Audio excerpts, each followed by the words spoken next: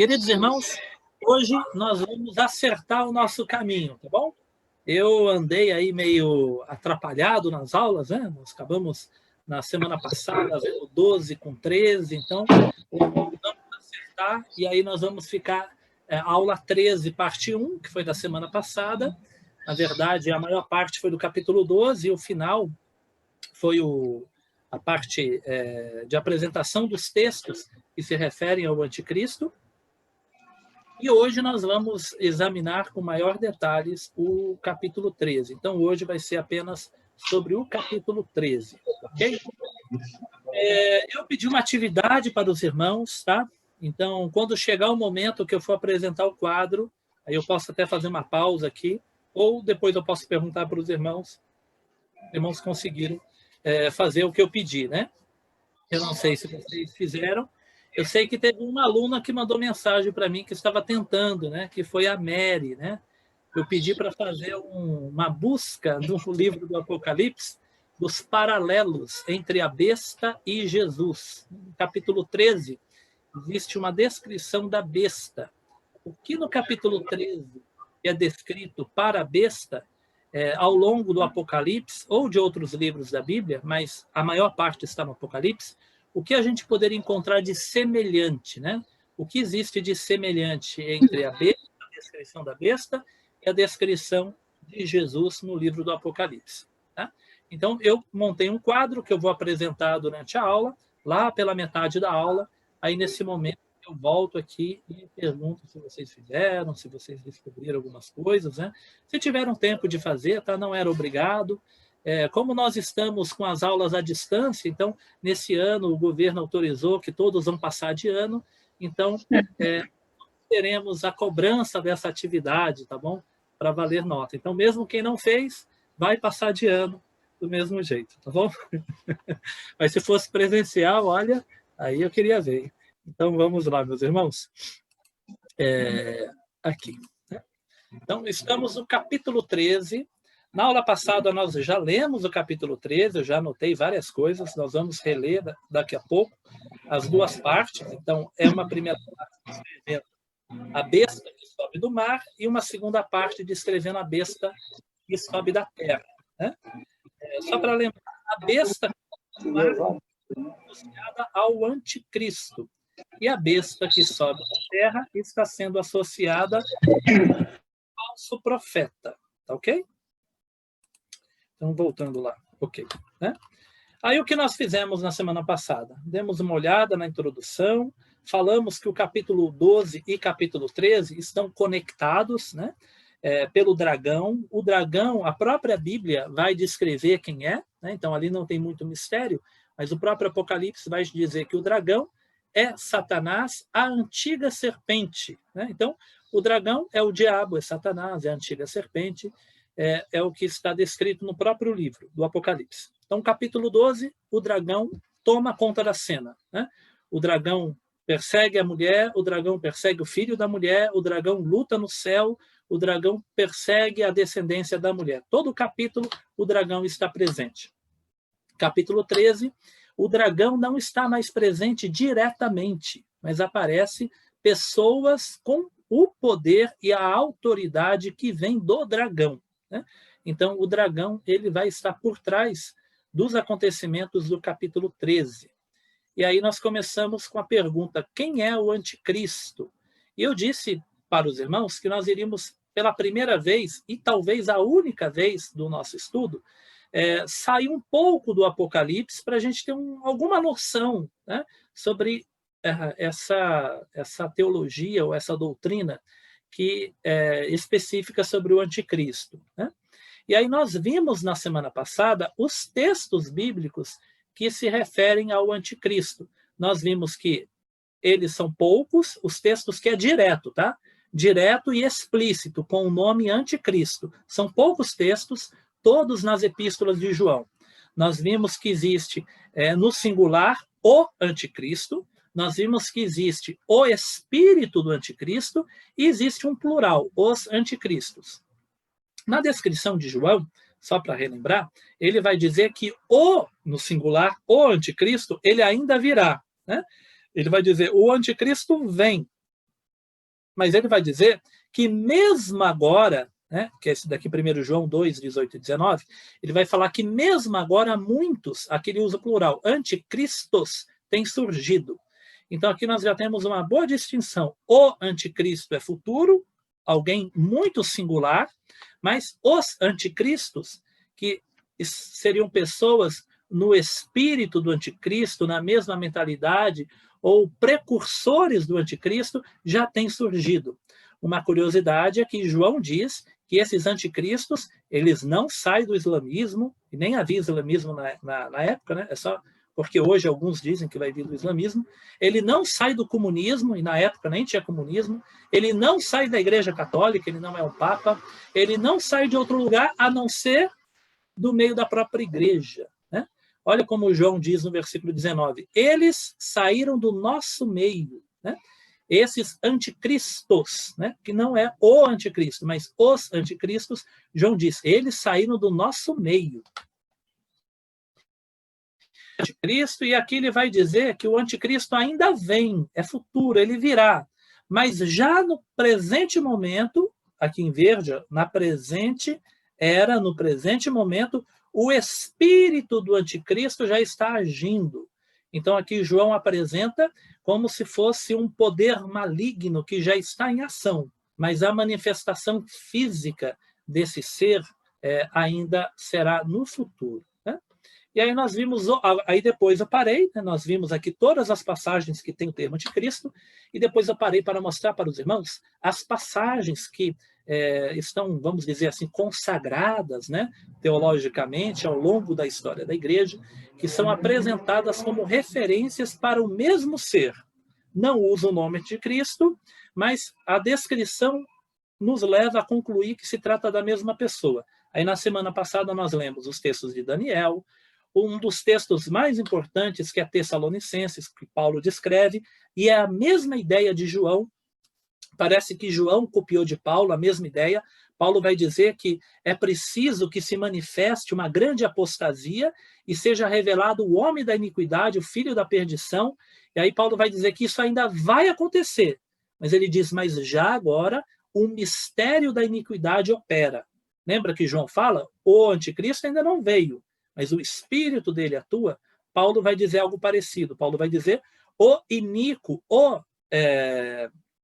aquele que vai se levantar contra Deus, alguém muito específico, ainda não veio, ele vai aparecer. Mas já agora o mistério da iniquidade está operando, né? Até que seja retirado aquele que detém a sua manifestação.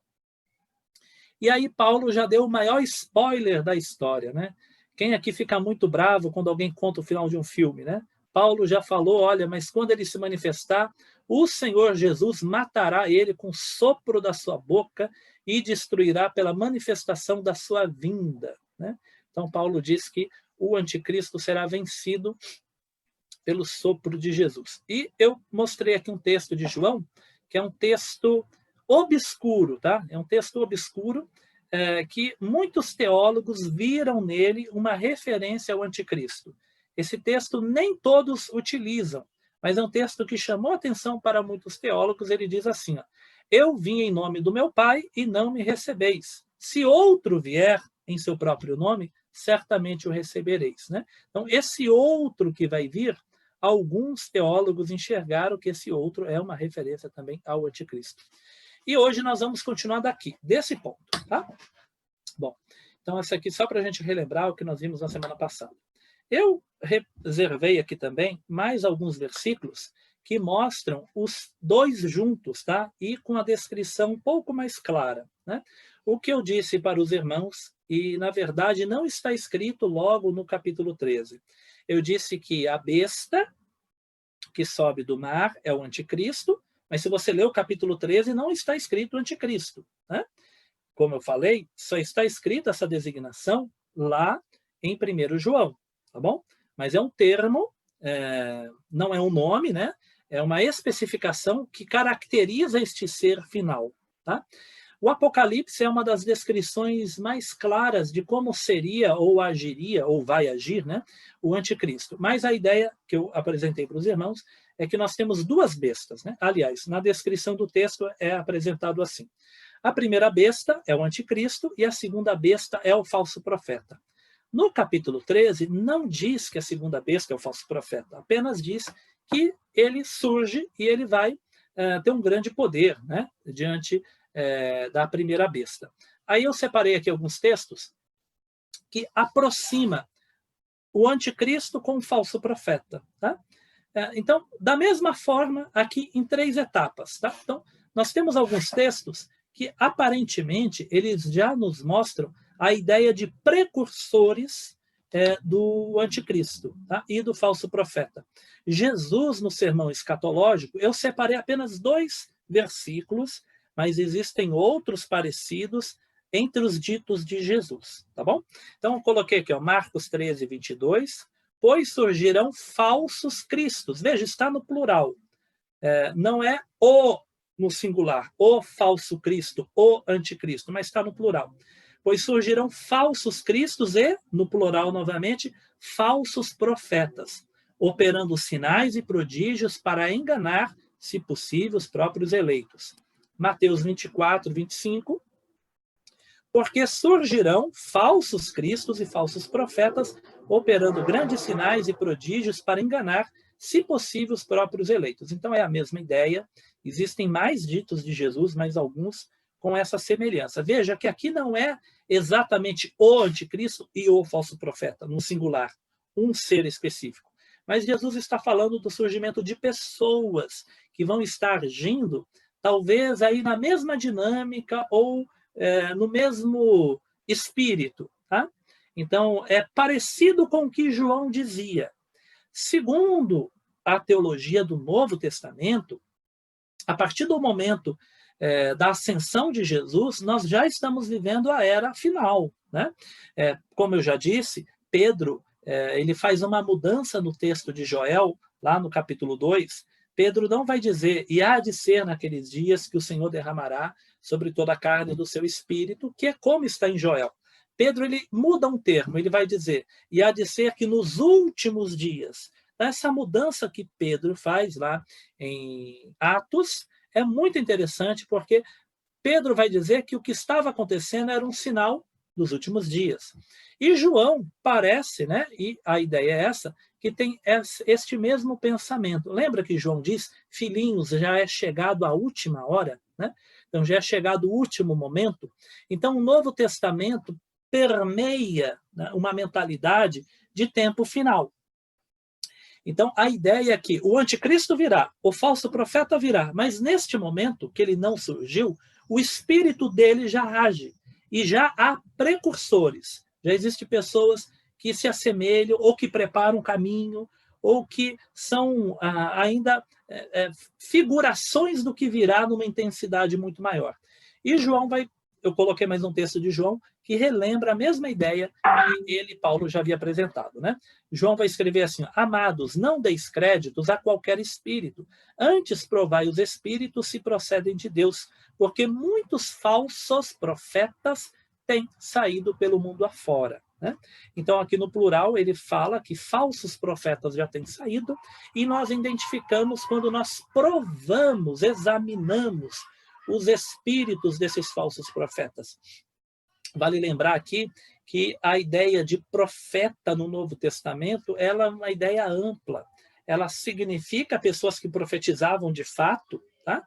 Nos moldes do Antigo Testamento, nós temos em Atos um profeta chamado Ágabo, nós temos as 4 filhas de Filipe que profetizavam, como se fosse numa ideia de previsão futura mesmo, mas nos escritos de Paulo e em outros escritos nós vamos observar que a ideia da fala profética está também na pregação, Então, esses falsos profetas que têm saído pelo mundo, que João se refere, provavelmente ele se refere às 2 coisas, não pode se aplicar às 2 coisas. Tanto a manifestações místicas de alguém que profetiza, mas muito por uma pregação que destoava da pregação apostólica. E aqui nós temos, agora sim, tá? Agora de um modo bem específico, agora no singular, se referindo a esses indivíduos futuros que ainda vão surgir. Agora, no mesmo texto, eles aparecendo juntos, tá? Então, Apocalipse 16, 13, e aqui vai aparecer a trindade do mal, lembra que eu falei? É uma espécie de trindade maligna. O Apocalipse ele faz muito essa dualidade, né? A luz com as trevas, o trono de Deus e o trono de Satanás, né? Os marcados, os eleitos e os marcados pela besta, a mulher que nós lemos no capítulo 12, e depois a grande prostituta, que é uma mulher que também vai ser figurada ali, depois nós vamos estudar sobre ela. O Apocalipse faz muito esse jogo do aquilo que está do lado de Deus e aquilo que está do lado maligno. Então, ainda que não seja algo explícito, mas nós temos implicitamente três figurando aí, né, como forças malignas. E nós temos a descrição assim. Ó. Então vi sair da boca do dragão, o dragão nós já sabemos que é o diabo, né, da boca da besta e da boca do falso profeta. 3 espíritos imundos semelhantes a rãs. Não mandem pergunta ainda sobre esse versículo, porque é o capítulo 16, e eu vou explicar ele depois, tá? Hoje nós estamos ainda no 13, tá bom? Aqui a ideia é só os irmãos verem a distinção entre a besta e o falso profeta, tá? Aqui, só o nome besta se refere à primeira besta. A segunda besta que é o falso profeta. O Apocalipse 19 e 20 também apresenta os dois juntos e distintos, mas a besta foi aprisionada e com ela o falso profeta, que com sinais feitos diante dela, seduziu aqueles que receberam a marca da besta e eram adorados pela sua imagem. Este é o texto que muito claramente identifica a segunda besta como falso profeta, porque é neste capítulo nosso de hoje, que é o capítulo 13, que é dito que a segunda besta opera grandes sinais para seduzir as pessoas para adorar a besta. Então, aqui no capítulo 19, está sendo descrito e apontado, olha, aquela besta, lembra daquela besta? Ela é o falso profeta, né?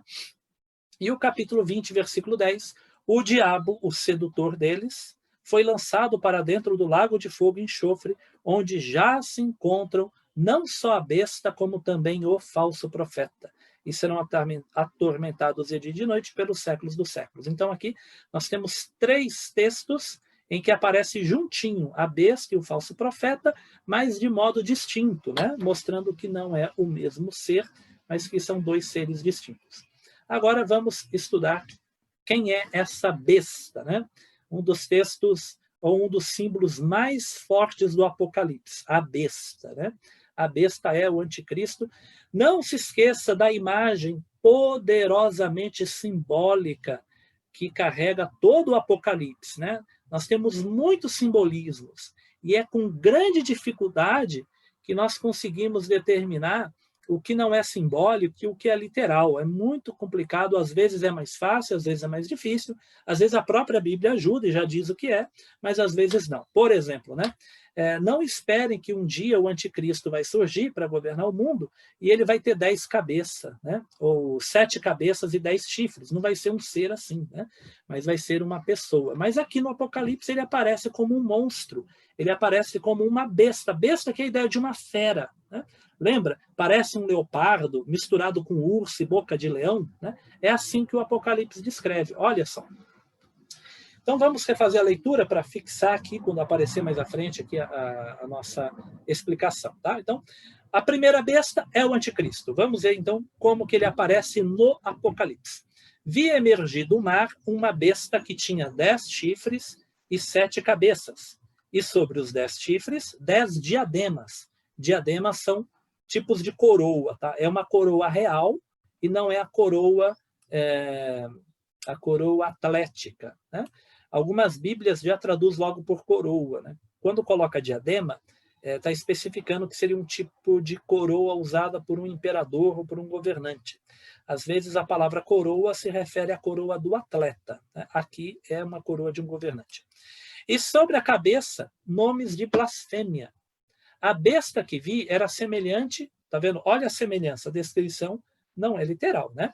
A besta que vi era semelhante a um leopardo, com pés como de urso e boca como de leão. Exercício mental, fecha os olhos agora e imagina um animal assim, tá? Corpo de leopardo, tem os pés como urso e a boca como leão. Você conseguiu imaginar tudo isso daí? Tenta imaginar isso daí. Foi isso que João viu e descreve, né? E deu-lhe o dragão. Olha aqui a distinção, tá vendo? O dragão, ele não está mais explícito, mas implícito. O dragão, ele dá poder para essa besta. E deu-lhe o dragão o seu poder, o seu trono e grande autoridade.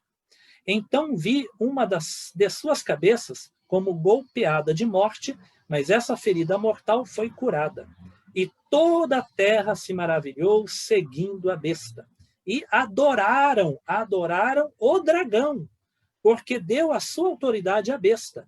Também adoraram a besta, dizendo: quem é semelhante à besta? Quem pode pelejar contra ela?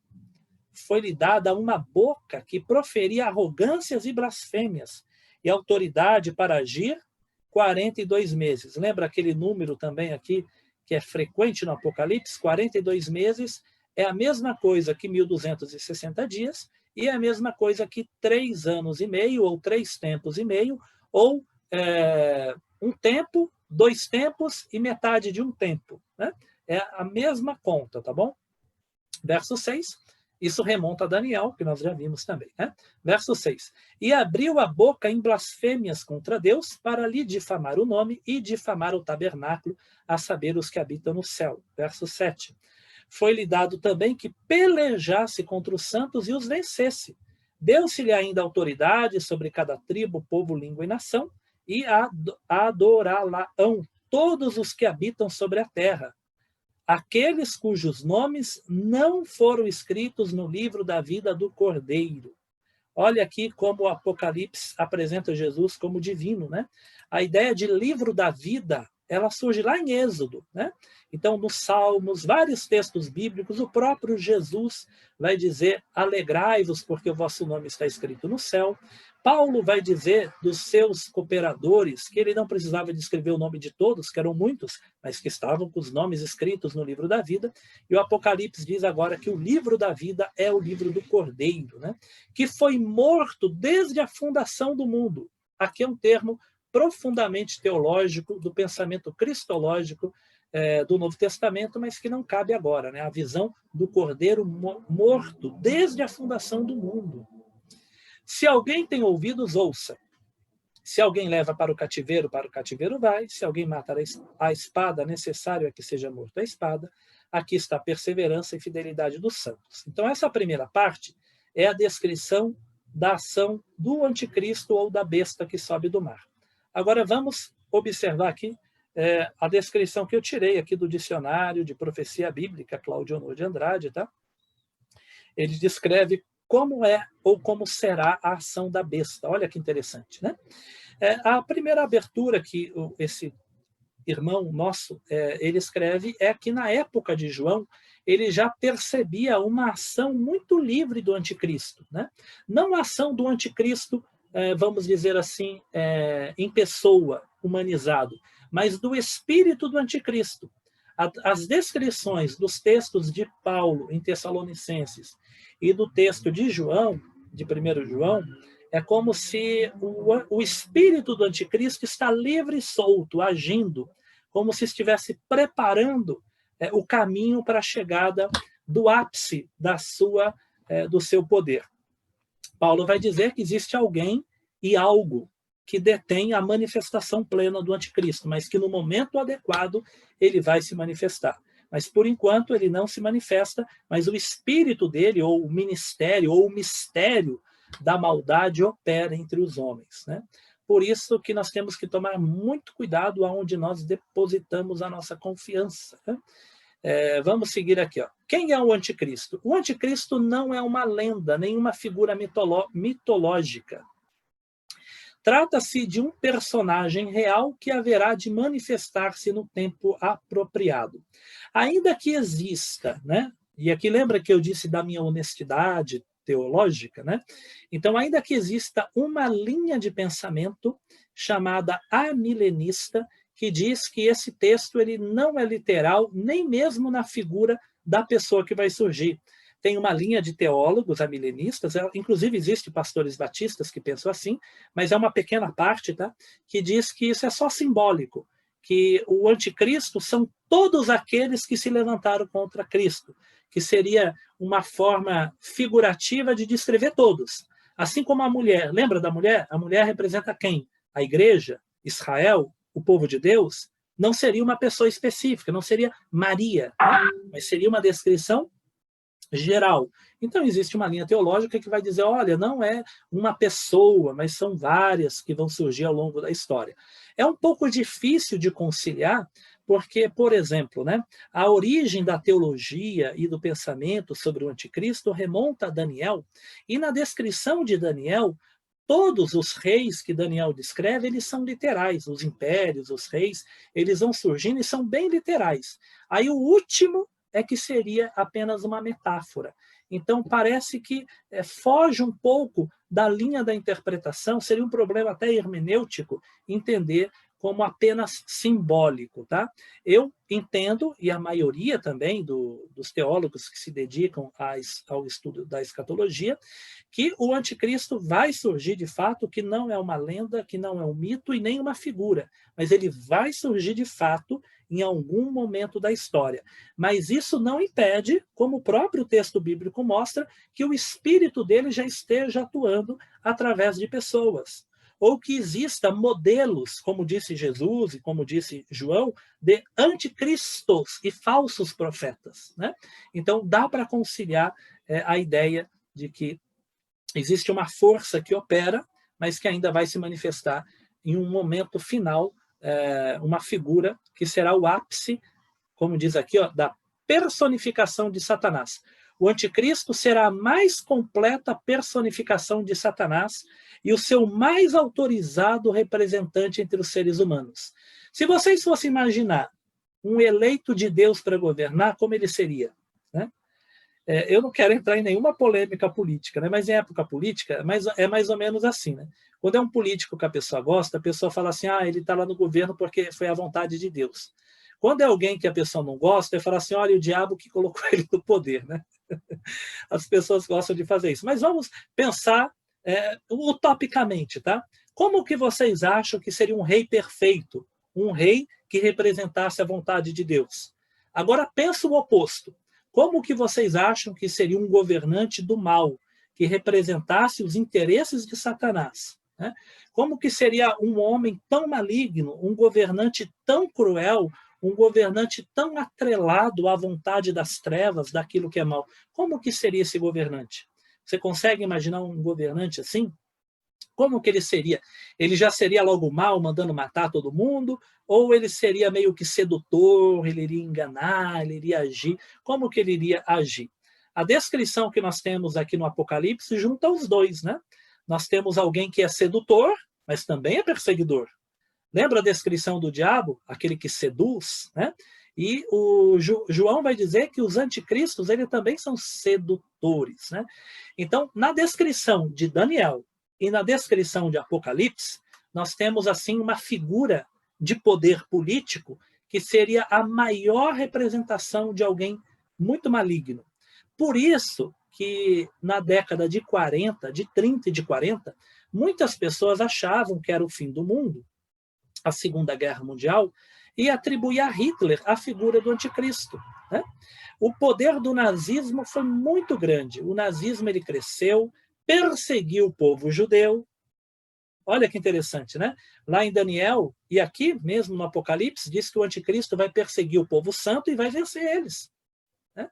E o Hitler perseguiu os judeus, assassinou milhões de judeus, era extremamente cruel. Para quem... Cuidado com... Eu tenho muito medo do namoro da igreja com a política, quando a igreja se aproxima da política, principalmente de forma partidária. Eu tenho muito medo, não sei se os irmãos sabem, podem pesquisar depois, mas na Alemanha, quando o Hitler surgiu, uma boa parte da igreja acreditava que o Hitler era o escolhido de Deus, queria abençoar a Alemanha, que foi alguém muito especial que Deus estava colocando no poder.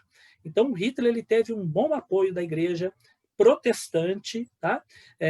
A Igreja Católica deu um grande apoio para o fascismo, até porque foi feito um acordo em que o governo fascista autorizou a criação do Vaticano, o Tratado de Latrão. Então nós temos ali uma aproximação cristã muito grande, seja protestante com Hitler, católicos com o Mussolini, com o fascismo, e poucos teólogos, ou pelo menos uma quantidade talvez não tão grande, protestou antes do Hitler mostrar a cara dele, né? Um deles foi Karl Barth. Karl Barth fez uma declaração e assinou e convocou a igreja a se voltar contra o governo, no sentido de não endeusar o governo, de não colocar atribuições que só Deus merece no Estado. Então, Karl Barth foi um dos que se voltou contra o regime nazista, contra o Hitler, antes mesmo dele mostrar toda a sua força. E tem um outro teólogo, que eu não sei pronunciar o nome tão bonitinho, que é o Bonhoeffer, alguma coisa assim, tá? Me perdoe a pronúncia, o nosso irmão alemão, que foi morto pelo nazismo. E também tivemos do lado católico padres perseguidos também, pessoas que antes perceberam o mal que estava surgindo, né? Então, veja, o Hitler foi uma das figuras. Hoje, quando você fala assim, é difícil alguém defender o Hitler, né? É fácil alguém defender outros políticos, não precisa mencionar nomes, mas é fácil você encontrar alguém que defende A ou B, até ditaduras e coisas do tipo. Mas o Hitler é quase unanimidade que ele foi uma pessoa muito cruel e muito ruim. E aí muita gente achou, ele deve ser o anticristo. E depois tem uma coisa até do número da besta, que no final da aula eu mostro para os irmãos, tá? Associado com o nome do Hitler. Então, né, voltando aqui à ideia que eu estou apresentando. O anticristo será talvez alguém como Hitler. Talvez ele seja já uma prévia, né? Napoleão Bonaparte não foi tão cruel quanto Hitler, mas ele também foi alguém muito agradável e conseguiu iludir os franceses também, e aquilo que era para ser um governo mais democrático se tornou também um grande império, trouxe uma guerra quase que mundial também, né? Então, o anticristo será isso, uma personificação completa de Satanás. Não é o diabo encarnado, tá? A ideia não é que é o diabo encarnado, mas vai ser um homem que vai ter um coração ou uma devoção tão maligna, ele vai se atrelar tanto aos desígnios de Satanás, que ele vai ser, entre os homens que nasceram, talvez o homem mais perverso que já existiu. Paulo chama de o iníquo, né? Na descrição que nós temos, agora olha as descrições que nós temos do anticristo, né? Ele vai ser o quê? O objetivo dele, se levantar contra Cristo e Deus, ele vai se colocar no lugar de Cristo. Nós temos aqui alguns textos, como este mesmo de João, né? Eu vim, vocês não me ouviram, mas se outro vier, vocês vão dar ouvido a ele. E nós temos a descrição dele como humano. Ele parece sobrenatural. Mas a gente não pode esquecer que o Apocalipse é uma leitura com muitos símbolos. Quando a gente lê aqui o Apocalipse, parece que é um monstro, né? Parece que é um ser de outro mundo. Mas, na verdade, essa é uma descrição metafórica da fúria e do poder que ele vai ter. Esse monte de cabeça, coroa, né? O espírito que sai da boca dele, isso é uma descrição metafórica do poder que ele vai ter. Por quê? Olha como ele aparece nos outros textos que nós já lemos. Em Daniel, ele aparece como o príncipe que há de vir, já mostra um poder político. Daniel descreve com mais detalhes ainda o poder político desse anticristo. Em João, se a gente tomar esse texto como referência, é alguém que vem no seu próprio nome. Em Tessalonicenses, é aquele que se assentará no templo de Deus. Será então que o templo de Jerusalém vai ser reconstruído? Será que isso vai se dar na mesquita de Omar, que está lá no templo, onde era o templo de Jerusalém, né? Mas Paulo diz que ele vai se assentar no templo de Deus. E Paulo, muito provavelmente, estava pensando no templo judaico, né? É descrito como o homem do pecado, lá em Tessalonicenses, né? E diz que ele sofreu uma ferida de morte. Então, ele é humano. Ele é humano com forças malignas operando nele, mas ele é humano. A besta, né? Por que ele é chamado de besta? A besta é uma fera. A besta é uma fera. Então, imagina como que a gente poderia descrever metaforicamente o Hitler, o exemplo que eu dei, ou um perseguidor, alguém muito maligno, né? Se fosse para fazer um desenho, você iria desenhá-lo como, né? Representando como? Como um cordeirinho, como uma borboleta, como um pássaro, né? A descrição aqui é de uma besta, é um ser bestial. E essa besta, ela é arrogante e prepotente. Ela tem nomes de blasfêmia e abre a boca para blasfemar contra Deus. Missão do anticristo. Qual que é a missão do anticristo? Implantar um sistema de governo de Satanás em todo o mundo. Esse olhar está muito presente em Daniel e aqui no capítulo 13, tá? é uma ideia de um governo sobre todo o mundo. Eu não separei aqui versículo por versículo, igual eu tenho feito, mas nós acabamos de ler. Vocês viram ali, ele recebe autoridade sobre toda a tribo, sobre toda a nação, sobre toda língua, sobre toda a terra. Diz que toda a terra o segue, diz que todos o adoram, e quem não adora morre. Né? Então ele vai ter um poder mundial, vai ser um sistema, ele vai ter um grande poder político, ele é um príncipe, e ele vai implantar um sistema de governo de Satanás no mundo todo. Mas não se engane, né? Não pense que um sistema de governo satânico tem que ser um negócio assim igual de filme, né? Um negócio que se você sai na rua tem alguém te matando, tem pessoas te perseguindo. O diabo ele é sedutor, né?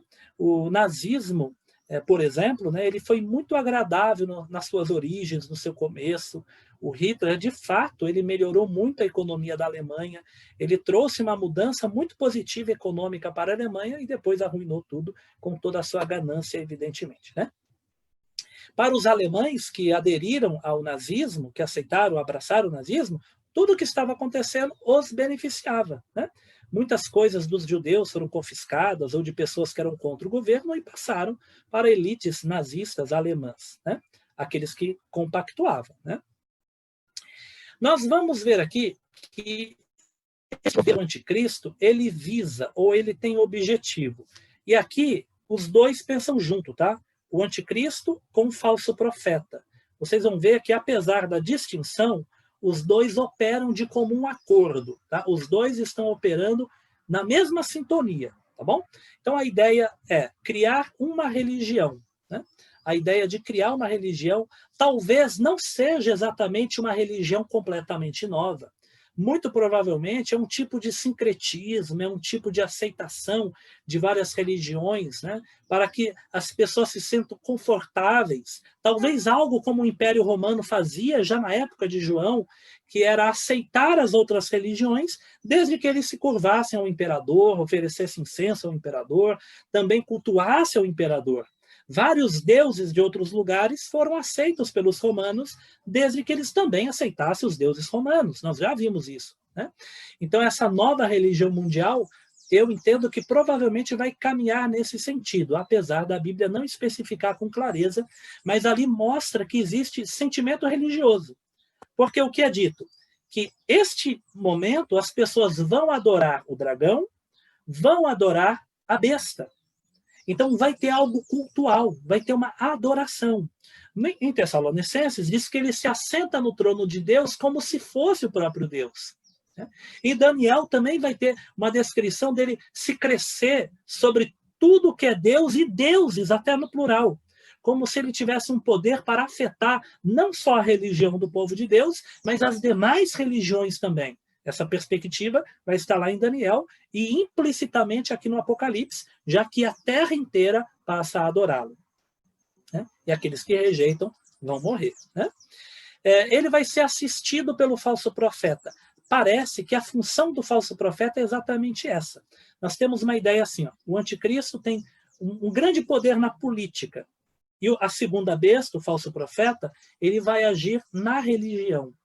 É como se fosse um tipo de ministro ou alguém que tivesse um cuidado muito específico na área religiosa em um sistema mundial. Né? Provavelmente, junto com ações sociais, tudo aquilo que uma religião possa envolver, cultural. Né? É difícil a gente imaginar com clareza, mas hoje a gente já tem ideia de que a religião, ela, para ser bem aceita, ela não pensa só nos rituais. Né? As igrejas, centros espíritas, igrejas católicas, evangélicas, comunidades islâmicas têm grandes ações também sociais. Provavelmente este falso profeta também vai promover alguma coisa de visibilidade mundial, mas voltando para mostrar o grande poder da besta e do dragão. Vale lembrar que o diabo não precisa ser chamado de diabo para ser adorado como o diabo. Né? Às vezes, aquela adoração, aquilo que não é verdadeiramente sagrado, está sendo devotada a Satanás. Né? Eu acabei de ler um livro que descreve religiões do mundo todo e descreve mitologias do mundo todo, e apesar de existir em muitos lugares muitas coisas semelhantes à Bíblia, Existe em muitas religiões um senso de bondade, de honestidade. Em muitas existem muitas coisas que se aproximam da Bíblia. Mas em alguns lugares existem algumas coisas que são, para nós, pelo menos, algo bem grotesco. Por exemplo, aqui na América, entre os povos incas, maia e asteca, não lembro qual dos três nós tínhamos uma deusa chamada deusa, não lembro o nome exato dela, mas era a deusa dos excrementos, né? Era uma deusa que era uma deusa voltada para os excrementos, para fezes. Nós tínhamos deuses que eles precisavam de sacrifícios humanos. Pessoas eram esfoladas, né? Algumas descrições muito assim cruéis de divindades que tinham ações bem estranhas, às vezes de estuprar, de violentar, de agir de um modo muito estranho, que era repetido pelos seus reis e pela sua comunidade, né? Então, algo maligno. A gente pode chamar algo de maligno mesmo vestido com o nome de Jesus, né? Na minha modesta opinião, por exemplo, toda a guerra religiosa que foi feita em nome de Jesus, que levou morte, destruição, como as cruzadas e outros conflitos, para mim isso não tem nada de divino, mas é um poder satânico agindo por trás, né? Em nome da fé, em nome da religião, tem pessoas que fizeram já muitas maldades, mesmo em nome de Jesus. Veja que João disse que esses anticristos saíram do nosso meio, né? Saíram do nosso meio. Então, não é de se estranhar. Então, de alguma forma, o diabo vai ser adorado, né? Dificilmente algo aberto, né? Pode até ser, né? Mas dificilmente as pessoas vão vestir a roupa dizendo eu amo Satanás, né? Provavelmente algo mais sedutor, algo mais enganador. As descrições que nós temos é que ele vai tentar destruir as bases da religião divina, a religião divina com todo o senso de justiça, honestidade e comprometimento com o que é bom. Em Daniel, nós temos a descrição que ele faz um pacto com Israel, com os judeus, com o povo santo, e na metade da semana ele rompe esse pacto. É assim que Daniel conta.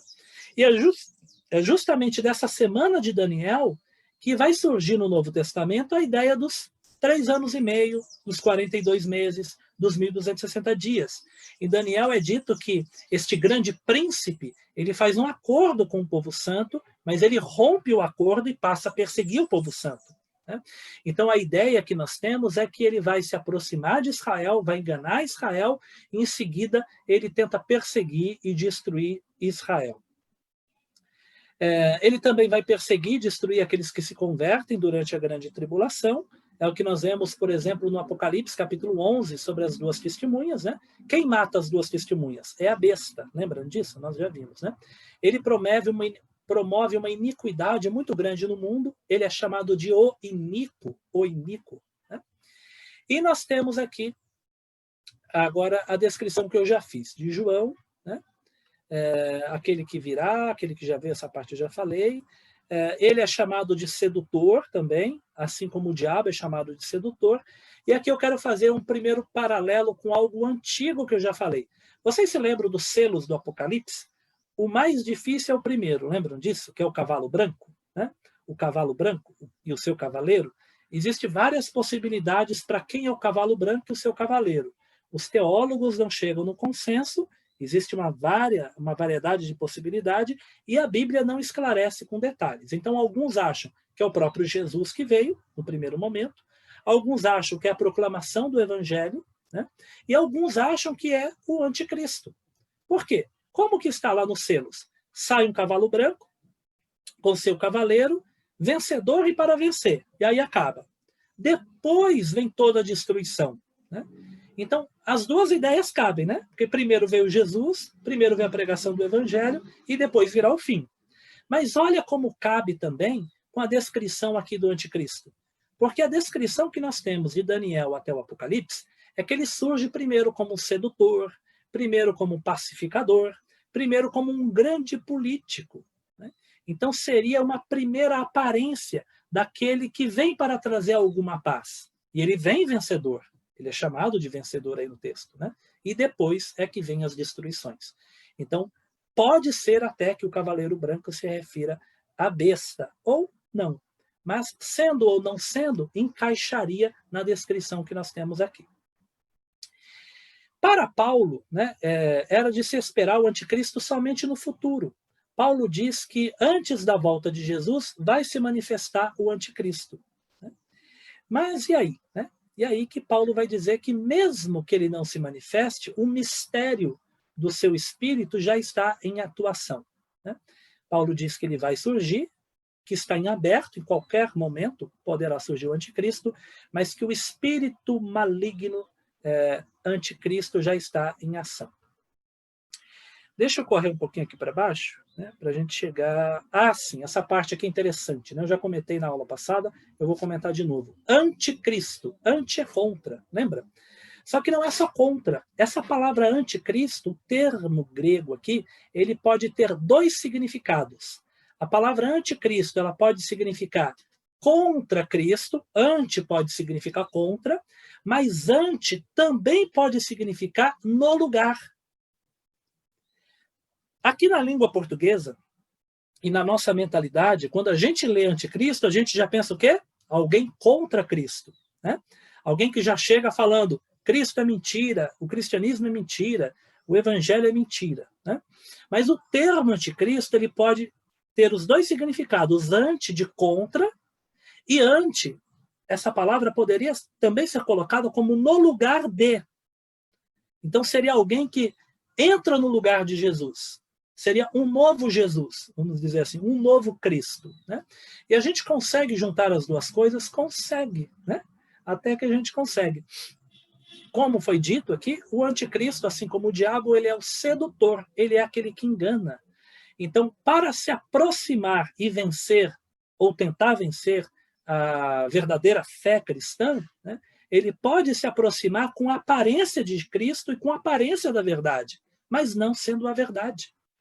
Veja que se ele se aproxima dos judeus e faz um pacto com os judeus, ele vai se aproximar não como um ateu, não como alguém que repudia o sagrado, que repudia a Bíblia, que repudia o que é considerado pelo judaísmo como divino. Provavelmente ele vai se aproximar com um tipo de sincretismo, com alguma aproximação muito positiva, até que ele revela a sua verdadeira face. Né? Então, ser contra Cristo não precisa estar exatamente arreganhando os dentes, né, contra Cristo. Pode estar dando uma aparência de Cristo, mas se é a aparência de Cristo, não é Cristo. Lembra que Paulo fala? Se alguém aparecer para vocês pregando outro evangelho, mesmo que seja um anjo que desceu do céu, ou mesmo que seja eu, se for algo diferente do que vocês já receberam, seja considerado maldito, né? Então a gente tem que tomar cuidado também com os evangelhos que surgem com alterações, com mudanças muito estranhas. Né? E agora aqui eu vou fazer aquele paralelo, né? É agora que eu pergunto para os irmãos, né? Quem conseguiu fazer aí? Eu fiz uma tabela aqui, ó, eu vou mostrar para os irmãos, a ideia de anti, né? Anticristo é contra Cristo, mas também pode ser no lugar de Cristo. E a besta, ela vai ter na sua descrição muitos elementos que aproximam-se de Jesus como descrito no Apocalipse, tá? Esse Jesus cheio de metáforas. Eu vou tirar um pouquinho aqui só para perguntar. Alguém conseguiu fazer e quer comentar? Olha, devido ao tempo, eu sei que todo mundo quer falar, nós temos aqui 17 pessoas, e eu disse que temos 11 pontos que eu encontrei, tá? Se todos os 17 forem falar 11 pontos, a gente não termina a aula hoje. Então, se alguém quiser falar 1 ou 2 pontos, né, seria muito interessante. Se alguém quiser falar, claro, aqueles que não estão tímidos, né? Se alguém quiser falar, olha, professor, eu li e eu percebi que a besta tem isso que também Jesus tem na descrição do Apocalipse. Alguém quer comentar alguma semelhança que encontrou? O microfone está fechado, de todos, tá? A Mary já levantou a mão. Pode falar, Mary, o que você encontrou aí de semelhança? Bom, eu encontrei 8, não sei se estão certas, mas eu não vou falar as 8, viu? Prometo. Uma que eu achei interessante é que Apocalipse 13:11, chifres parecendo cordeiro. Cordeiro que assume um aspecto de mansidão, né? Como Cristo é o Cordeiro de Deus. E vou falar só essa, então. Deixa os outros... Fala mais uma, Mary. Fala mais uma. Você falou mais fácil. Fala mais uma. Tá. Apocalipse 13:13 opera grandes sinais, até fogo do céu faz descer à terra, né? Simulando o poder do Espírito Santo, né? Opera grandes sinais, né? Ele foi ferido, mas foi curado, ele foi ferido até a morte, o anticristo ou o falso profeta, não sei, e foi curado miraculosamente, e todos ficaram maravilhados. Então, com Cristo também ele foi ferido, mas nenhum osso se quebrou, e todos ficaram maravilhados. Tá bom, Ok. agora os outros que Olha falam. aí. A Mary falou 3, né? Ele tem 2 chifres como cordeiro, opera grandes sinais e faz até fogo descer do céu, e ele foi ferido como de morte, mas foi curado e todo mundo se maravilhou. Mais alguém fez alguma observação? Ou vocês não estão falando para a gente ter mais tempo assim? Olha, a irmã Maria de Lourdes levantou a mão, mas eu fechei o microfone de todos. A irmã consegue abrir aí o microfone? Está fechado, a irmã tem que clicar aí no desenho do microfone que ele abre novamente. Não tem um desenhozinho vermelho aí do microfone? Clica nele aí. Isso. Pode falar, irmã Maria de Lourdes. Já abriu, já abriu. Estamos ouvindo. Sim. Então, pastor, a semelhança tem várias aqui, né? As mesmas no versículo 4 diz assim: e adoraram o dragão, que deu a besta o seu poder, e adoraram a besta, dizendo: quem é semelhante à besta? Então, esse quem é semelhante está lá quando Jesus acabou a tempestade, que diz: quem é semelhante a esse que pode acalmar a tempestade? Esse é uma delas. Agora, no versículo 7, está bem explícito, né? Diz assim: e foi permitir, não é essa parte, é a segunda parte, e vencê-los, e deu-lhe poder sobre toda a tribo, língua e nação. Esse é um dos itens de Jesus em Filipenses, que deu poder sobre toda a tribo, língua e nação. Ok, então, eu fico parabéns. Com esses dois. Parabéns. Irmãos, eu vou compartilhar aqui para a gente avançar.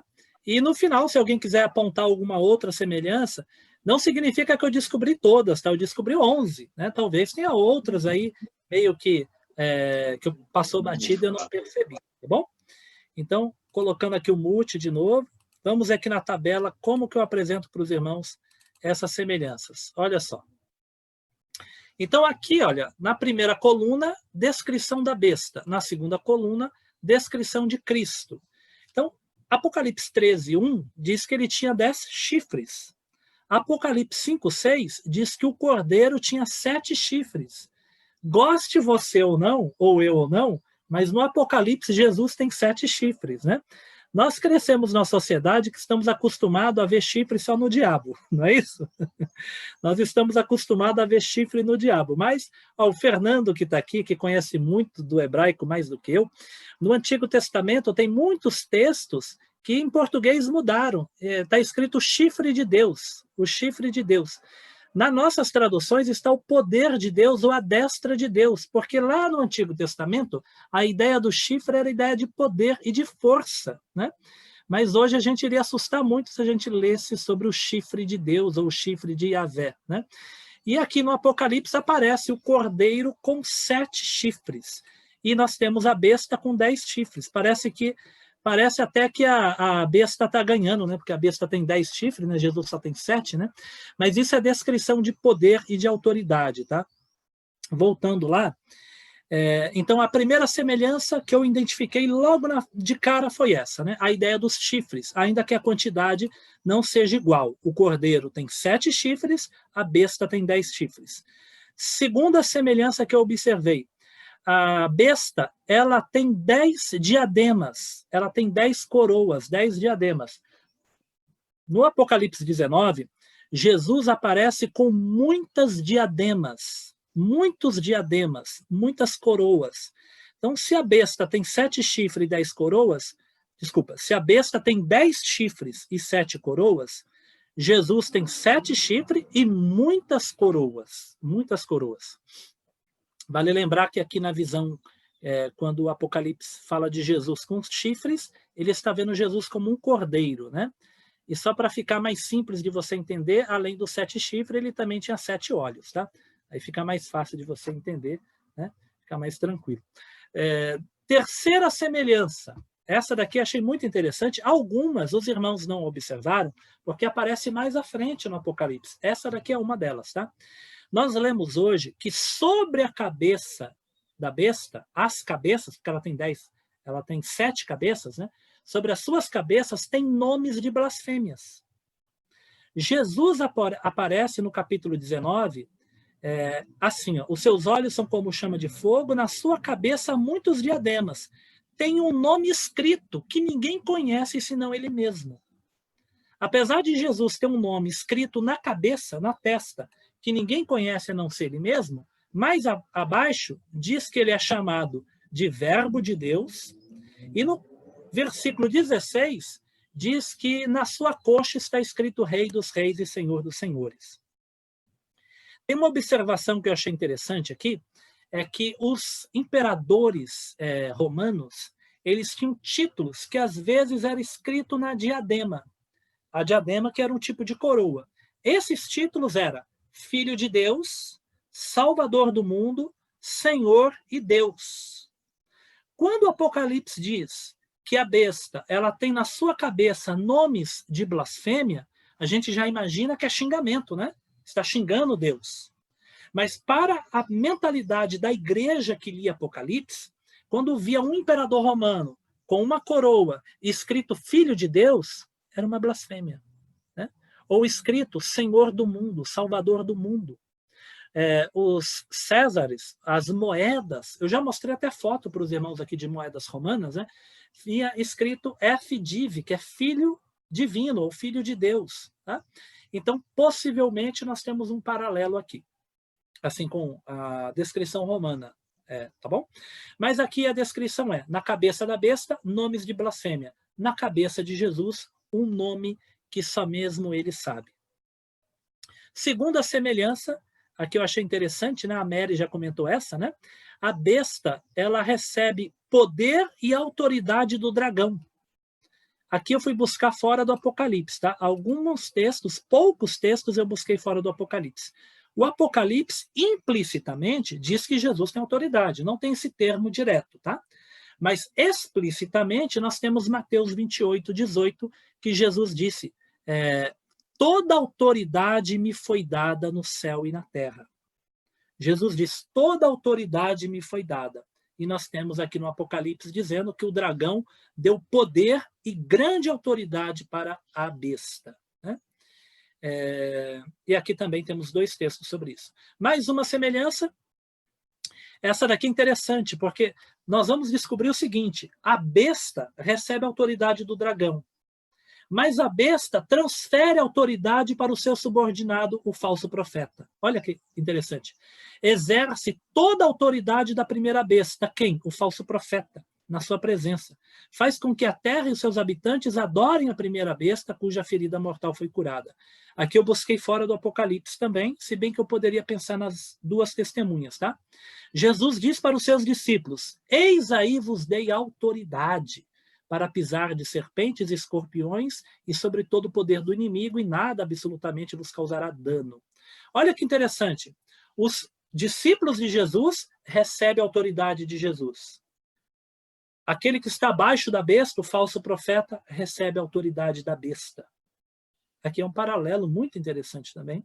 Se a gente pensar no Apocalipse, eu poderia colocar ali as 2 testemunhas, que são chamadas de testemunhas também de Cristo, né? De Jesus, onde o seu Senhor foi crucificado, lembram disso? Né? Diz que elas têm uma grande autoridade, né? Mas isso eu coloquei um pouco mais abaixo. Outra coisa, essa irmã Maria de Lourdes descobriu, né? Ela colocou ali, ó, aqui diz que a besta ela tem grande autoridade, olha a palavra autoridade de novo, mas aqui o meu foco está na outra frase, né? Sobre cada tribo, povo, língua e nação. Cada tribo, povo, língua e nação. Sobre Jesus, nós temos 2 vezes essa descrição. Diz que Jesus comprou para Deus pessoas de toda a tribo, língua, povo e nação. E diz que diante do Cordeiro no céu havia uma multidão vinda de todas as nações, tribos, povos e língua. Então, se a besta ela vai ter poder sobre todo povo, tribo, língua e nação, o cordeiro também tem pessoas de todo povo, tribo, língua e nação. Outra semelhança, essa daqui eu achei muito legal e a irmã Mary descobriu, né? Achei muito legal. Parabéns, irmã Mary, né? A besta ela teve uma ferida mortal e foi curada, e toda a terra se maravilhou. Né? O Apocalipse vai dizer mais de uma vez, tá? Mais de uma vez, o Apocalipse vai dizer que Jesus é aquele que foi morto e reviveu. E na primeira visão do cordeiro, João vai dizer que vê o cordeiro como tendo sido morto. O que ele quer dizer? Você consegue ver um animal e você olha para aquele animal, e diz, esse animal já foi morto. Como que você sabe que alguém já foi morto? João viu esse cordeiro de pé, ele está vivo, mas ele tem marcas no corpo que mostram que ele já foi morto, mas ele voltou a viver. No Apocalipse 1:18, Jesus diz para João, eu estive morto, mas voltei a viver, né? E temos outras descrições no Apocalipse. Mas nós temos um paralelo. Se nós temos o Cristo que morreu e ressuscitou, a besta ela vai ter algo parecido. Parece que ela conseguiu vencer até a morte. Então, na descrição que nós temos é que a besta vai passar por uma experiência de quase morte e vai viver. Só uma curiosidade. Na época, muita gente achava, e muitos teólogos, alguns preteristas, acham que é uma referência a Nero. Sabe por quê?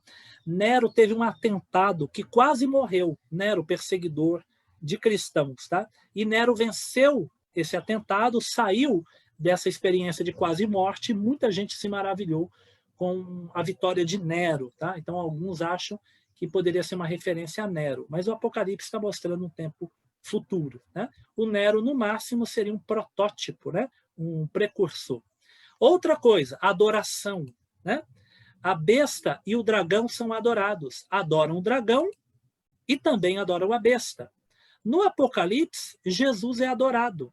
Olha só, nós temos no Apocalipse 5:8, e quando tomou o livro, os 4 seres viventes e os 24 anciãos prostraram-se diante do Cordeiro. Esse ato de se prostrar é ato de adoração. Lá na frente, João vai tentar se prostrar diante de um anjo, o anjo vai falar, para com isso, homem, levanta. Eu sou só um enviado, você não pode se prostrar diante de mim. Né? E aqui nós temos também um clamor, um louvor ao Cordeiro, digno ao Cordeiro que foi morto, olha aí, ó, de receber o poder, a riqueza, a sabedoria, a força e a honra. Então, se o Cordeiro é adorado, e aqui não se esqueça, né, na descrição aqui, é interessante que o capítulo 4 é um cântico para Deus que está no trono. O capítulo 5 é um cântico para o Cordeiro. Deus e o Cordeiro são adorados. Aqui no capítulo 13, o dragão e a besta são adorados. Outra coisa, a ideia de vencer. É dito aqui algumas vezes que a besta vence. Né? Tem igreja que se você falar isso, vão falar, está repreendido, irmão, que negócio é esse? Né? Sai daqui. Né? Mas está escrito lá na Bíblia, olha lá. Né? Foi-lhe dado também que pelejasse contra os santos e os vencesse. Vai vencer os santos. Né? Não é o time de futebol, não, tá bom? Os santos que vai ser vencido aqui é o povo de Deus, que vai ser perseguido e morto. Né? E essa vitória não é que eles vão negar a fé, é vitória no sentido de perseguir e matá-los. Né? Da mesma forma que fizeram com as 2 testemunhas, lembra? Aqui eu coloquei, ó, capítulo 11, verso 7. Quando tiver então concluído o testemunho que devem dar, a besta que surge do abismo pelejará contra elas e as vencerá e matará. Então, a besta aparece como vitoriosa, mas nós temos aqui Jesus também vitorioso. Todavia, um dos anciãos me disse, não chores, eis aí o leão da tribo de Judá, raiz de Davi, venceu para abrir o livro e seus 7 selos. Nós temos depois aqui a vitória dos seguidores de Jesus, que se dá não pelos seus méritos, mas pelo mérito de Cristo. Eles, pois, o venceram por causa do sangue do Cordeiro. Nós temos no Apocalipse 12, pelejarão eles contra o Cordeiro e o Cordeiro os vencerá, pois é o Senhor dos senhores e o Rei dos reis. Vencerão também os chamados eleitos e fiéis. Né? Então nós temos descrição de vitória da besta, descrição da vitória do Cordeiro. E nós temos aqui, agora sim a comparação que eu queria fazer, a Mary fez, mas a Mary lembrou de outra passagem, né? E aqui eu fui direto numa passagem do Apocalipse. O falso profeta, que vamos dizer assim é o discípulo da besta, tá? O falso profeta, ele opera grandes sinais e faz fogo descer do céu. Está aqui no capítulo 13, versículo 13. As duas testemunhas têm poder e grande autoridade, inclusive para fazer descer fogo do céu. Então, se o seguidor de Jesus, os profetas, tem grande autoridade, que sai fogo da sua boca e devora os inimigos, tem autoridade para fechar o céu e não chover, para mudar as águas, né? Esses são, aqui, ó, capítulo 11, são os dois profetas de Cristo. O profeta da besta também tem grande poder. O profeta de Cristo faz sair fogo e consumir os inimigos. O profeta da besta faz descer fogo do céu também. Capítulo 13, essa daqui tem irmãos que não gostam muito, né? Porque se eu falar assim, ó, todo mundo sabe da marca da besta e tem medo da marca da besta, né? É que os irmãos assim são um pouco mais, num tempo que hoje nós estamos com maior esclarecimento, né? Mas em tempos antigos, tinha pessoas que tinham medo de chip. Não sei se vocês têm medo de chip, mas vocês devem já usar cartões de crédito que não é mais aquela marca escura, né? Que não é mais de passar. O cartão de crédito de vocês, acredito que tem um chip. Tem irmãos que têm medo de chip. Eu acredito que todo mundo aqui tem um celular e no seu celular tem um chip, né? Mas por muito tempo, muitos crentes tiveram medo do chip, né? Porque dizia que era a marca da besta, né? É curioso que no Apocalipse não fala nada de chip, tá? Tem gente que falou tanto que o chip é a marca da besta que acha que no Apocalipse está escrito chip e não está escrito chip nenhum. Mas fala de uma marca na testa e na mão direita, né? A marca da besta. É marcada. O povo de Deus também é marcado. E é marcado na testa também. Olha que interessante, né? No Apocalipse 13, fala da marca na mão direita e na fronte. Nós temos aqui no Apocalipse, então houve o número dos que foram selados, os 144 mil que nós já estudamos. E aonde que é essa marca? Na fronte, na testa, estava escrito o seu nome e o nome do seu pai. Então, se a besta tem uma marca, antes da besta marcar os seguidores de Cristo também já estão marcados, né? Mas não precisa tatuar a testa, irmão. Isso aqui nós já lemos que é o selo do Espírito, né? Graças a Deus. E aqui o que a Mary leu também no começo. Esse aqui é o mais evidente, né? O falso profeta tinha 2 chifres, parece cordeiro, mas fala como dragão. Então, cuidado, tá? Cuidado. Escuta bem o que os profetas falam, que pode parecer o cordeiro, mas escuta o que ele fala, né? E aqui nós temos o próprio Jesus chamado de cordeiro em vários textos bíblicos. Então, olha que interessante, né? Se a gente lê com cuidado, isso um olhar meu assim mais superficial, tá? Superficial, mas eu estou lendo capítulo por capítulo, né? E lendo com calma. Se a gente lê talvez com uma atenção redobrada, talvez a gente encontre mais coisas. Então, a besta é o anticristo. Olha quantas coisas na metáfora que ela se aproxima das metáforas de Jesus. Parece o cordeiro, mas não se engane, não é o cordeiro. Tem marca na testa, mas essa marca é uma blasfêmia. Dá poder aos seus seguidores, mas não é o poder de Deus. Tem várias semelhanças aqui, né? Várias e várias e várias. No final, se alguém descobriu alguma diferença ou alguma outra que eu não citei, pode falar também. Só tem um problema. Tem uma única coisa que a besta não tem de Jesus, né? A besta não tem o amor. Olha só. Entretanto, esse surpreendente realizador de tudo. Então, tudo que Jesus faz, a besta tenta fazer. Ah, Jesus morreu e ressuscitou, eu quase morri e estou aqui vivo também. Ah, o profeta de Jesus desce fogo do céu, o meu profeta desce fogo do céu. Ah, ele tem poder sobre toda a tribo, nação e língua, eu tenho poder sobre toda a nação, povo, tribo e língua, né? Muitas coisas, vai contando, tudo que é parecido, só que tem uma diferença, né? O amor, ele não é capaz de amar. Não existe a manifestação do amor. Desde o começo, nós lemos no Apocalipse capítulo 1, versículos 5 e 6, aquele que nos ama, a ele a glória e o domínio pelos séculos do século. Aquele que vem para enxugar dos seus olhos toda lágrima. Aquele que não apenas morreu para se mostrar, olha, eu estou vivo, mas aquele que morreu para nos dar vida. Então, ainda que a besta tente imitar o cordeiro, ela não carrega o amor, que é a grande marca de Deus e dos seguidores do Cordeiro. Agora, a besta que sai da terra. Vamos descobrir um pouquinho aqui sobre a segunda besta, que é o anticristo, tá bom? Vi ainda outra besta emergir da terra. Possuía 2 chifres, parecendo cordeiro, mas falava como dragão. Preste atenção, hein? Essa é a descrição do secretário da besta, tá? Vocês lembram daquela expressão, quando o diabo não vem, ele manda o secretário, né? Então, aí tem 2 grandes secretários, tá bom? Temos aí um poder político e um poder religioso, né? Exerce toda, verso 12, exerce toda a autoridade da primeira besta na sua presença. A primeira besta, ela está acima da segunda, tá? Faz com que a terra e os seus habitantes adorem a primeira besta, cuja ferida mortal foi curada. Olha só, faz com que a terra e os seus habitantes adorem a besta. Parece que esse falso profeta, ele é quem vai conduzir o mundo a enxergar no anticristo um tipo de salvador. Então, parece, a gente pode até sugerir, aqui é só sugestão mesmo, né, que esse anticristo ele vem com grande poder político, mas depois vem um grande líder religioso que começa a apontar para a besta que esse grande líder é um salvador, é alguém muito digno, é alguém que merece muito louvor, e isso vai crescendo, vai crescendo, vai crescendo em um sentimento cada vez mais religioso, né? Verso 13. Também opera grandes sinais de maneira que até fogo do céu faz descer a terra diante dos homens. Seduz. Lembra que o diabo é o sedutor? Esse daqui é sedutor, né?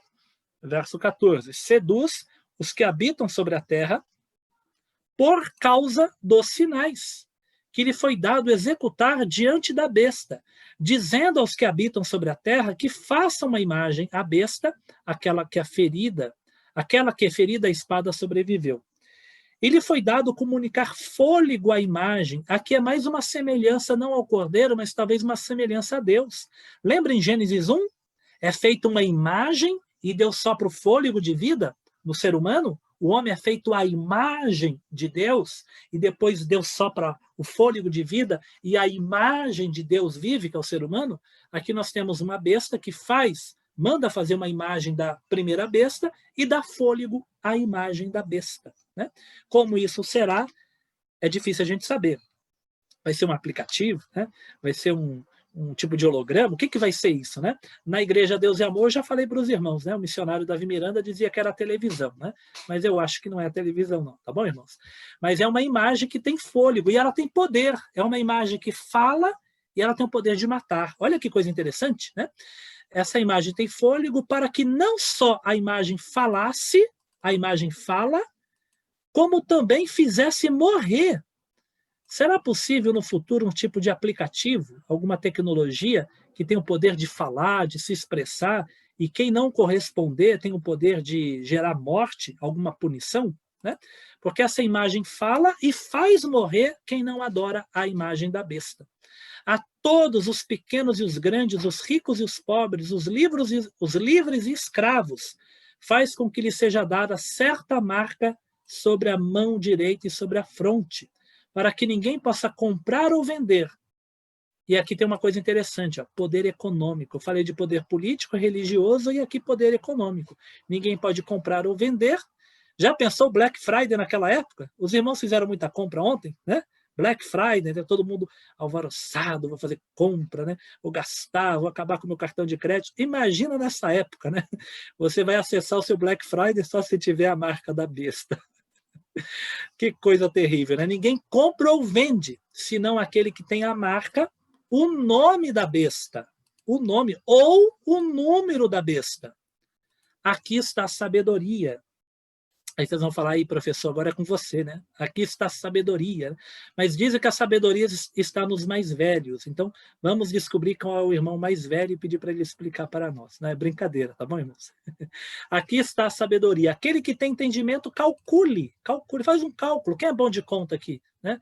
O Celso é bom de conta, hein? O Celso trabalha com números, hein, Celso? Aquele que tem entendimento, calcule. Tem que fazer uma conta, Celso. O número da besta, pois é número de homem. Ora, esse número é 666. Então, você tem 666 e x. Encontre x. Se você fizer a equação e descobrir qual é o x, você vai descobrir o nome da besta. Mas eu já vou falar do número da besta, tá? Prometo para os irmãos que eu já falo. Rapidinho aqui, o falso profeta. Aqui na leitura já deu um bom entendimento. mas algumas observações, né?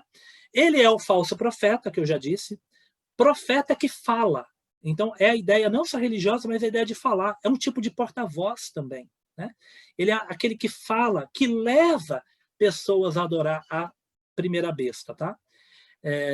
Ele aqui diz que é evidentemente um judeu, mas esse texto é do Dwight Pentecoste, tá? O primeiro texto é do Cláudio Honor de Andrade, que eu li para os irmãos. Esse segundo texto é do Manual de Escatologia, Dwight Pentecoste, um dos mais conhecidos e usados na teologia. Então, eu peguei esse trecho dele, tá bom? Ele diz que evidentemente é um judeu. Eu não acho que é tão evidentemente, tá? Mas eu vou explicar por quê. Qual que é a ideia? A primeira besta saiu do mar. A segunda besta saiu da terra. Alguns entendem assim, ou grande parte entende assim. Quando a Bíblia fala mar, é uma metáfora para nações e gentios. Porque existem descrições bíblicas em Daniel e outras passagens que falam o mar das gentes, o mar das pessoas, como se o mar fosse os gentios. E a terra, aqui na visão de João, é muito sugestivo que a terra é a Palestina. Então, se ele sai da terra, ele sai do meio dos judeus. Essa seria a interpretação, tá bom? Então, uma boa parte dos teólogos vai entender assim. O anticristo ele é um gentil, mas o falso profeta é um judeu. Então, aqui existe uma conexão muito forte. Mesmo assim, existem dúvidas, tá? Alguns vão falar, não, se ele é o anticristo, como que os judeus vão crer nele? Tem que ser um judeu, né?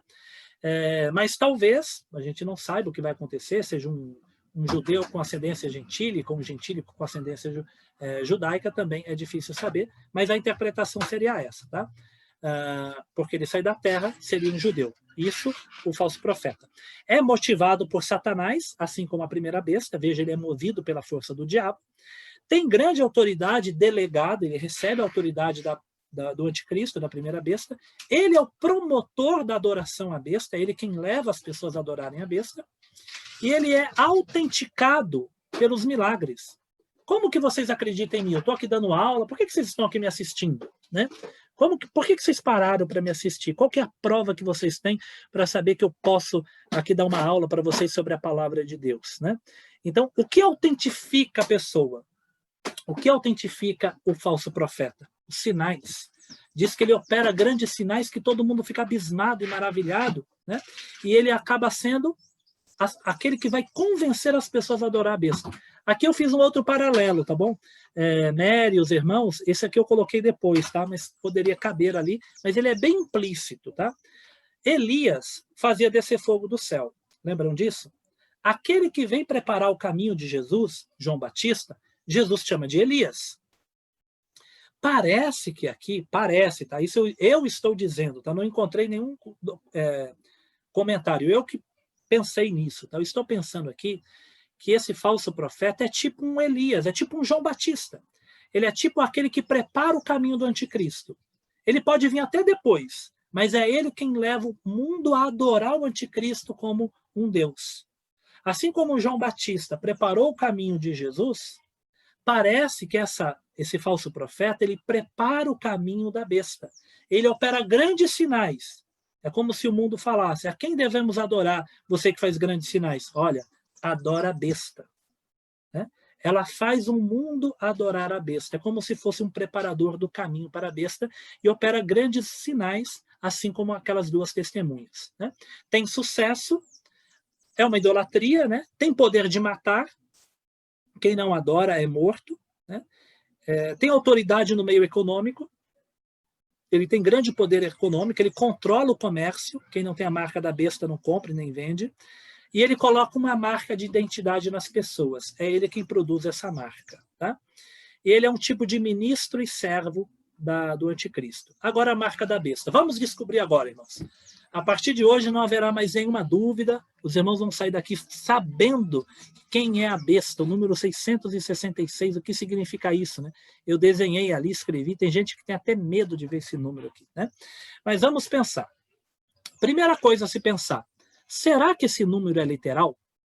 Quando a gente estuda ou lê, a gente imagina que é literal, né? Alguém vai sair tatuando na mão das pessoas e na testa das pessoas o número da besta. Tem até doido que faz isso. Se vocês pesquisarem, tem pessoas que têm tanta revolta com a religião, ou é para se mostrar, não sei, que mandou tatuar na testa o número 666. Né? Tem gente que tem medo. Se o governo falar assim, olha, nós vamos instalar um microchip em vocês para localização. Tem pessoa, esse negócio da besta. Tem gente que tem medo, né? Mas será que é literal? Será que vai existir, de fato, uma marca literal da besta? Por que eu estou falando isso? Eu estou falando só porque eu acho? Não. Vamos pensar em um ponto primeiro, tá? Os seguidores do cordeiro também são marcados na testa. Os seguidores da besta são marcados na mão e na testa. Nós temos 2 povos no Apocalipse marcado. Os marcados pelo cordeiro e os marcados pela besta. O selo ou a marca, tá bom? Os 2 são marcados. Os que são selados por Cristo, é um selo literal? É uma marca literal? Quase ninguém diz que não. Aliás, eu não encontrei nenhum teólogo que falasse, olha, os seguidores de Jesus vão ganhar uma marca literal na testa ou na mão, um chip. Jesus vai mandar instalar um chip na igreja, né? Eu não encontrei ninguém que disse que é literal, que o povo de Deus é marcado, né, como algo físico. Mas o que nós encontramos é a descrição de Paulo do selo do Espírito Santo. Então, se o selo da igreja é uma marca invisível, será que o selo dos adoradores da besta não seria também uma marca invisível? Então, é uma possibilidade. Porém, parece que não é somente algo invisível. Por quê? Porque esse selo, na descrição do Apocalipse, ele tem o poder de diferenciar quem pode comprar e quem pode vender. Se pode ser distinto quem vai participar do Black Friday do futuro, lá da era do Apocalipse, né? É porque tem que ser uma marca perceptível, né? Então, é bem provável, é bem possível que seja uma marca real. Como ela será, é difícil saber. Olha, mão direita e testa não precisa ser literal. Testa, fronte é mente, é a cabeça, né? A mão direita é a mão que você mais opera, que você mais usa. Pode ser um documento, pode ser uma identificação. E não tenha medo, irmãos, né? Se surgir da forma como nós podemos entender como literal, é algo explícito, tá? Tem gente que tem medo, né? Eu tenho um cartão de crédito, e estava lá na Praça da Sé, e tinha aqueles irmãos que ficam pregando ali na Praça da Sé. Já viram lá? Eu já parei para assistir algumas vezes, tá? Então tinha um irmão lá pregando um dia, falando que o nome Visa é o nome da besta, né? Que o cartão de crédito é o número da besta. Sabe Monster? Já tomaram Monster? Né? Não é bebida alcoólica não, tá? É o energético, né? O Monster tem 3 garras, que tem o desenho da letra, eu acho que é o VAV, né? Tem 3 marquinhas no Monster, no energético, que parece o desenho do VAV. O VAV equivale ao 6 em hebraico.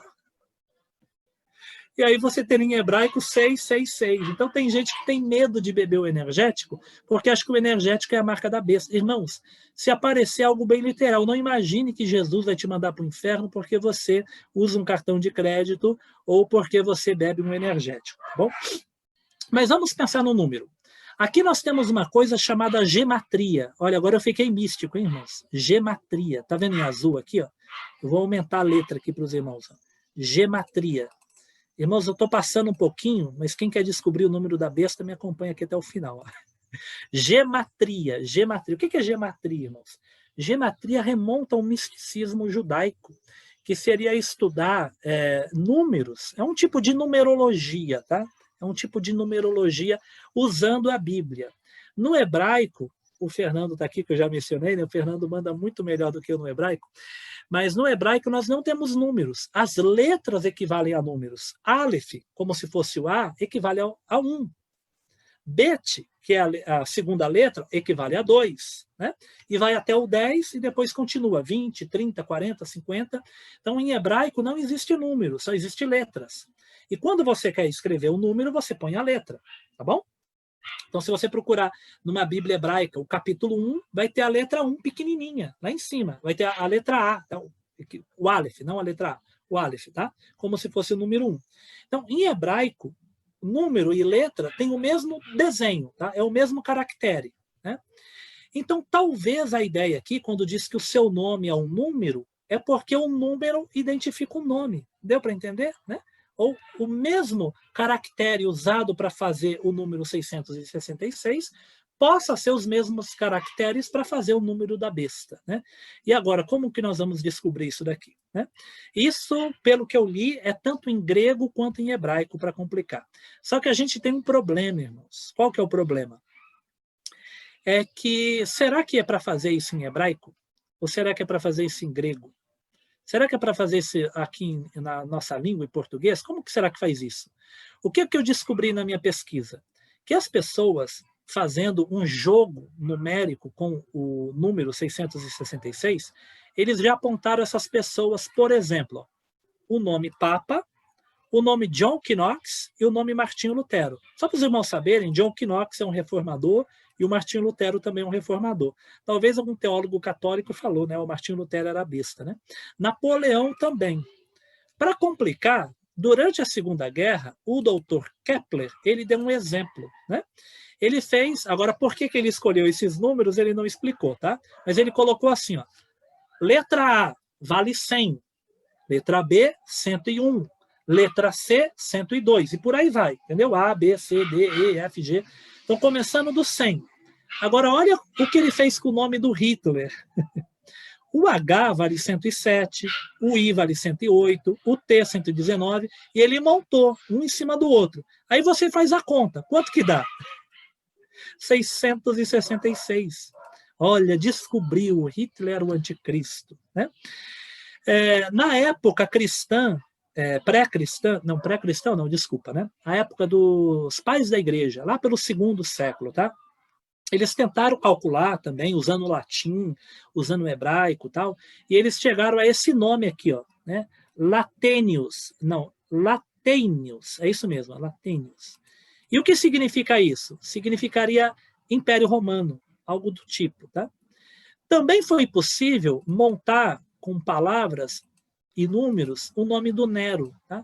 Aqui eu não sei se foi usando o grego ou o hebraico, mas o N valendo 50, o E vale 6, o R 500, o O 60 e o N 50. Soma tudo, 666.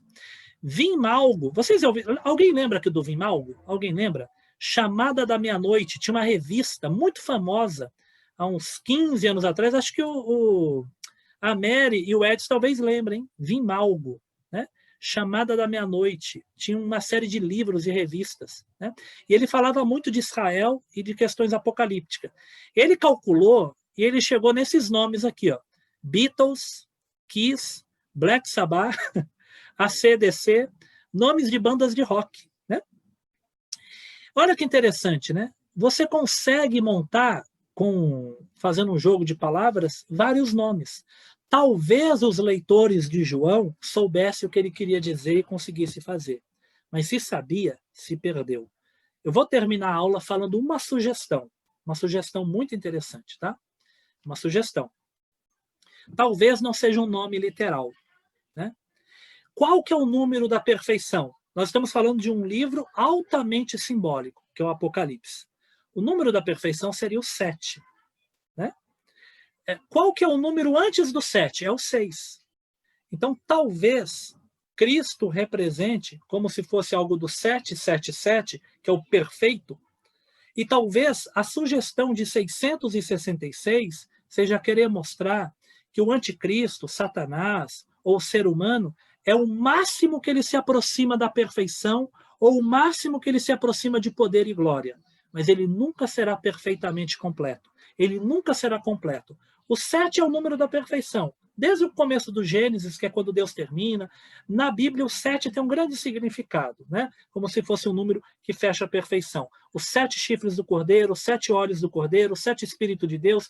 O 7 está no Apocalipse inteiro. Mas a besta só chega no 6. É como se ela quase atingisse a perfeição, mas ela é incapaz de se completar. Não estou dizendo que é isso, mas é uma sugestão. Talvez a ideia seja que o diabo, o anticristo e o falso profeta, no máximo, eles se aproximam, mas nunca serão. Né? Curiosamente, nós temos os 3 e temos 3 número 6. Né? É uma sugestão do que poderia ser. Em outras palavras, quando você ouvir alguém falando que descobriu qual é o número da besta, toma muito cuidado, tá? Eu vou mandar para os irmãos aqui o texto, os irmãos podem reler com cuidado as descrições que eu coloquei aqui, tá bom? Podem procurar também na internet o pastor Luiz Saião, explicando esse capítulo, ele também apresenta de um modo muito legal a ideia do número da besta, tá bom? E aqui nós concluímos o nosso estudo de hoje.